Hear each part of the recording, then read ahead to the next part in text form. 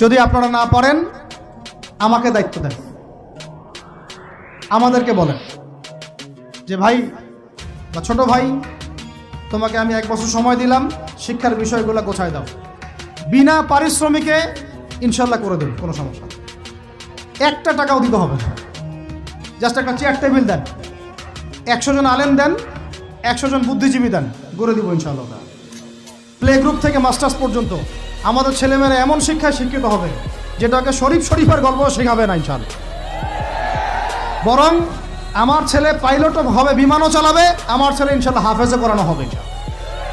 আমার মেয়ে ডক্টরও হবে ইনশাআল্লাহ, আমার মেয়ে আয়েশা রাদিয়াল্লাহু আনহার মতো মুহাদ্দিসও হবে ইনশাআল্লাহ। আমাদের এক ভাই, সে রাজনীতিবিদও হবে ইনশাআল্লাহ, জুমার খুতবাও দিতে পারবে ইনশাআল্লাহ। আল্লাহর কসম করে বলতেছি, এমন শিক্ষা চালু করা সম্ভব, শুধু আপনারা যদি একটু সৎসাহস দেখান।